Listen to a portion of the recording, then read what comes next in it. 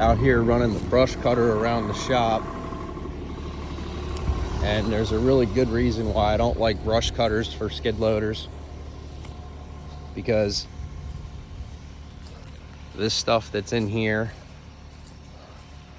like this for example, this big stump. Now I mean, I've been here for probably close to 15 years, so I know where everything is, but there's little stumps and stuff will kick a track off. You go and hog a brush cutter head with a skid loader, as a lot of guys know who run them, you don't know what you're getting into. Sometimes you'll wrap up wire and all kinds of junk, or hit big rocks. It can stun the machine, basically stop it dead in its tracks. It's terrible for the hydraulic system. Now, I know they got their place and whatnot, and sometimes it's the only thing that you have to operate with is a skid loader, but I really like using this cutter head. I mean, it'll do about 4 inches. Productively, it'll do about 3. I mean, I probably wouldn't go any harder on that. It's just really rough on it, but stuff like this that you can't see, concrete, you go in there with a skid loader and you're just gonna bang up your machine. It takes a lot of abuse. And same thing with you can't really see it, but this is a mound hump here. You know, that's a pain.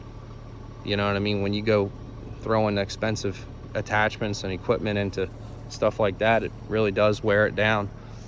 And you know, that's why people charge so much per day to run them, because you know they beat up on the machines and the equipment, and it costs a lot of money to own, to maintain, to fix.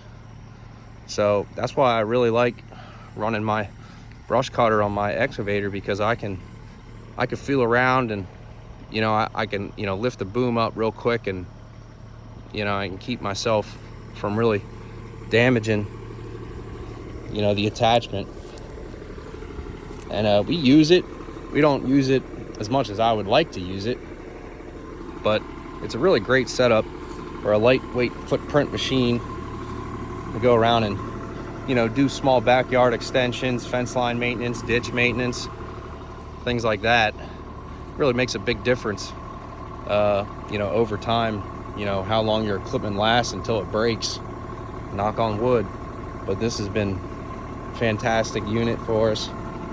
Simatech. There's heavier duty units out there and stuff, but as of right now, for what we use it for and how often we use it, it was a great purchase.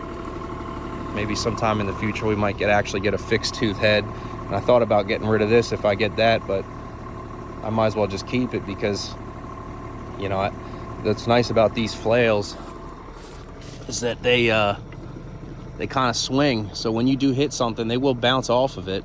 And I haven't replaced these yet, and I've ran this thing now for 4 or 5 years, 5 years. So you know, that's why I like running with the excavator over a skid loader. And you know, if you're doing wide open spaces and stuff, you know, obviously they're good for it, but you know, most of the stuff that I do here in Pennsylvania, you know, I'll deal with a lot of rock and just random tree stumps and ovulating terrain. Sometimes, you know, working on hills, you know, also this thing can go in, you know, stuff that you ain't putting a skid loader, you know, swampy areas, you know, it ain't gonna sink in. You get an excavator stuck, you've done something very, very wrong. So that's why I really like using an excavator to clear brush. And you know, even if you got to dig out a stump or something like that, if you're clearing everything to bare ground, obviously you got the machine there. And you know, transporting stuff distances, obviously skid loader's much more quicker and a lot more efficient. But you know, that's why I went with an excavator as, you know what I mean, primary machine. And you know, they're just so incredibly useful. So just food for thought. I was out here just, you know, running it. She was running at, let's see. So right now the engine coolant temp's 178 and the hydraulic water temp's 130. I'll see it get up to about 145, and I'll see coolant temp get up to about 200, 201, 202. That's kind of when I back off and just let it cool down a little bit. But at least for the next gen machines, those are normal temperatures that you can expect when you're running a high powered attachment. So just food for thought. you know, if you guys have these next gens, you're running something on it, those are the temperatures that I see, and it seems to be pretty comfy there. And you know, when you do let it cool down, I mean, the temperature will drop off 10-15 degrees in a couple of minutes. I mean, it cools down real quick. So yeah,